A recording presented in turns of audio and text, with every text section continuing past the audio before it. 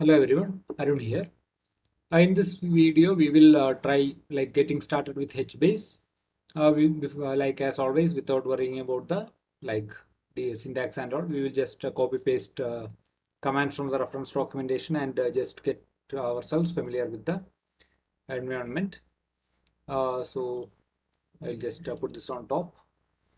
I have increased the screen size, font sizes so that it is like visible when you are seeing. So yours will be like smaller than what we are seeing here.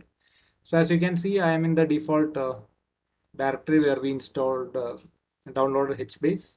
Inside downloads HBase. So first thing we have to like start the HBase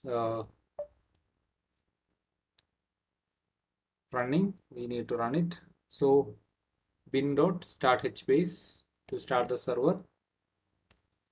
So once that runs as from the previous session with the JPS command, we can verify that it is running. And after that JPS, it should give me hmaster. Okay, now I can start the shell.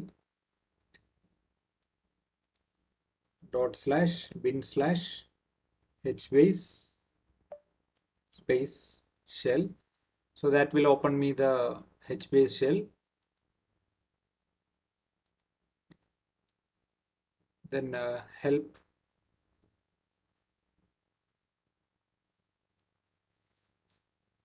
It will take some time to load.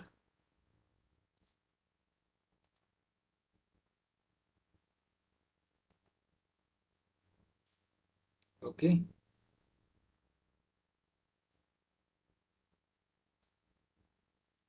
Okay, so shell is up. So we can type help. So that will give me the how to enter commands and all. So we will just try the examples that is given in the reference documentation. So first thing is we have to create a table with the command create, and within quotes table name test and the column family name CF.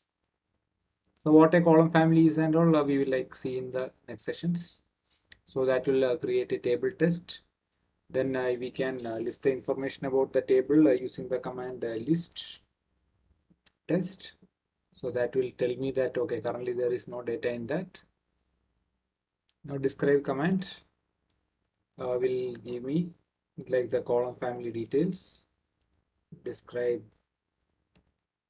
test. Okay, that will tell me the default constraints with which this particular database is created. One thing that is of interest to us is name, which is column family, and versions, which is 1. So if you want, we can increase the versions field so as to keep like multiple versions of the data, like what it is and all we will come in next session. So then we will, to put data, we have to do like this, put test, that is table name, followed by what is called a row key, row 1, followed by column family and column name, followed by whatever value. So we will just issue it and see. We will not worry about the details of syntax and all. So similarly, we can put a row 2 with the column name B and value B. How it is organized and all we will see in next session.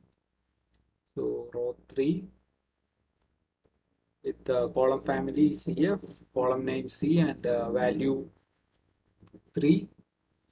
Okay. Now we can just display the full entries in a table using a scan command. Okay, that tells me that okay, 3 entries with the value 1, 2, 3 with corresponding timestamps are there. The database. Okay. Then next command, to get a single row, I have to call get command with the row ID,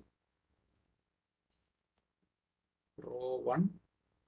So that will return me only the row 1. Okay. Now if I want to delete a table, I need to disable it first. So currently it is enabled. So to disable a table, I have to give command disable test. Okay, that is disabled. Now if I want to enable it again, use it again, I have to enable it. Now we will just try dropping that, deleting that. So to delete the table, the command is drop test. Okay, so we can use quit command to quit the shell, and we can stop our HBase server by using /bin stop HBase. So that will stop our HBase, and then we can verify with the JPS command. So once we do that, next session we will see the CRUD operations in detail for HBase. Okay, so let's wait for the HBase server to stop.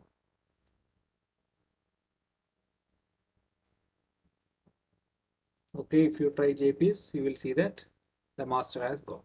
So that's all. Arun here signing off. Thank you all.